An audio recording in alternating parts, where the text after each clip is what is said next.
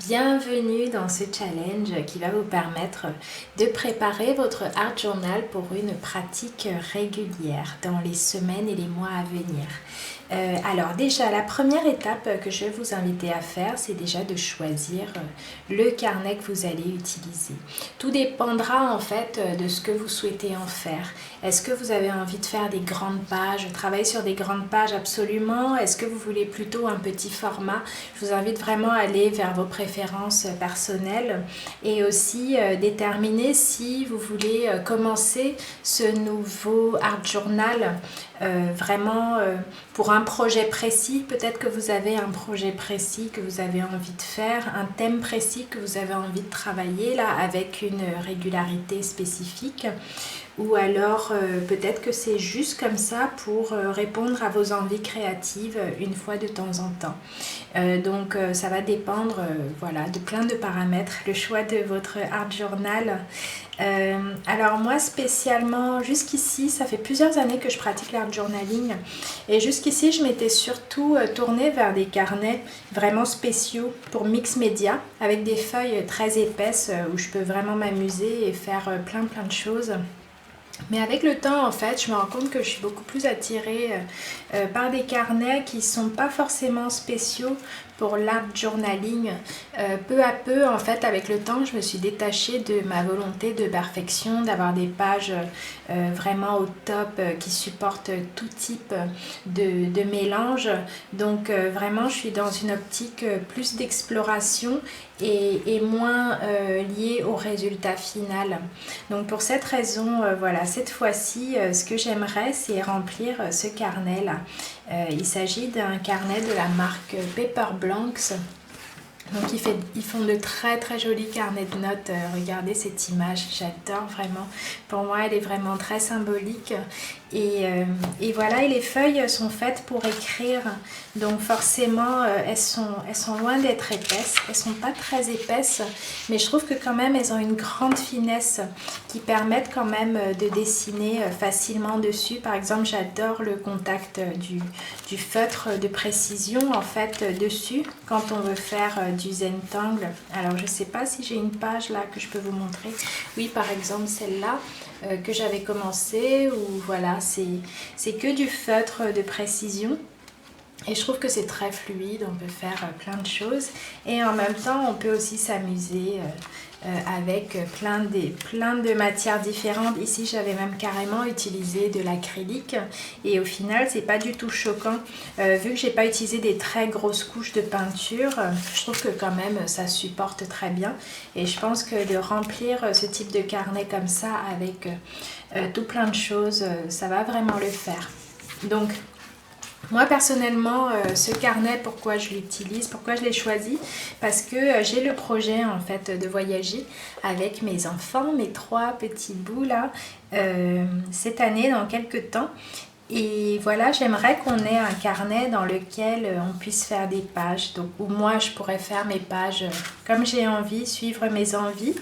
Et en même temps aussi pouvoir leur laisser des espaces dedans de temps en temps pour qu'ils s'expriment. Donc je trouve que c'est parfait, c'est top pour voyager parce que vraiment ça prend pas beaucoup de place. Et voilà, en plus il y a cette espèce de lanière là, de corde qui permet de vraiment le maintenir fermé. Voilà, et il y a même à la fin aussi un espèce de soufflet comme ça dans lequel on peut mettre des petits souvenirs, des petits papiers souvenirs. C'est la marque Moleskine aussi qui fait ce genre de choses. Donc voilà, la marque Moleskine j'adore parce qu'en plus pour leurs carnets spéciaux, leurs carnets de notes ont des feuilles très fines. Mais les carnets spéciaux pour dessin, les carnets à croquis ont des feuilles plus épaisses. Donc tout dépend en fait, si vous voulez vraiment aller à fond dans du mix média, Dans ce cas, vous pouvez tout à fait vous tourner vers les carnets Moleskine ou alors n'importe quelle marque, vraiment un carnet qui vous plaît. Là, vous voyez, finalement, c'est pour un nouveau projet, mais je prends quand même un carnet où j'ai déjà quelques créations à l'intérieur, tout simplement parce que je veux pas gâcher, ça m'embête en fait, j'aime pas le fait d'acheter toujours des nouveaux carnets alors que j'en ai quelques-uns qui sont pas terminés. Donc voilà, de plus en plus, je vais vraiment vers la simplicité pour être au plus proche possible de ce que j'ai envie de faire sans me mettre trop la pression d'avoir toujours du très très bon matériel à disposition. Donc il y a vraiment plein de types de carnets différents qui existent. Là par exemple c'est un Moleskine que j'avais depuis plusieurs années, que j'ai rempli comme ça au fur et à mesure. Vous voyez, c'est des feuilles très épaisses, très agréables. Par contre voilà, il est quand même un petit peu plus lourd que le Paper Blanks comme ça. Donc voilà, mais c'est vrai que pendant plusieurs années j'ai utilisé ces carnets, la Moleskine, et vraiment c'est un gros coup de cœur pour moi. C'est juste que là j'ai envie de changer un petit peu, mais voilà, s'il y en avait un que je devais vous recommander pour faire de l'art journaling, ça serait bien ça, parce que vous pouvez vraiment tout faire à l'intérieur. Même si je suis convaincue qu'on peut aussi tout faire dans d'autres types de carnets. Par exemple, là c'est un simple carnet très basique en fait, que j'avais acheté il y a quelques années. Les feuilles sont pas forcément très épaisses. Je l'avais acheté comme ça dans un magasin de loisirs créatifs. C'est pas du papier spécial pour mix média, mais comme vous pouvez le voir, voilà, on peut mélanger plein de choses.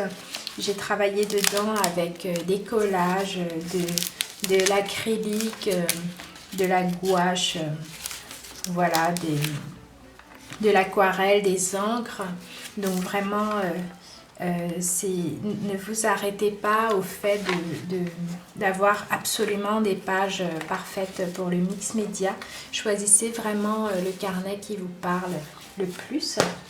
Et vous avez aussi ce type de carnet là, spécial pour aquarelle, avec des feuilles là pour le coup vraiment très épaisses, plus épaisses même que les pages les pages Moleskine à des carnets de croquis Moleskine. Donc ça c'est vraiment un carnet de la marque aussi Moleskine, mais spécial pour aquarelle.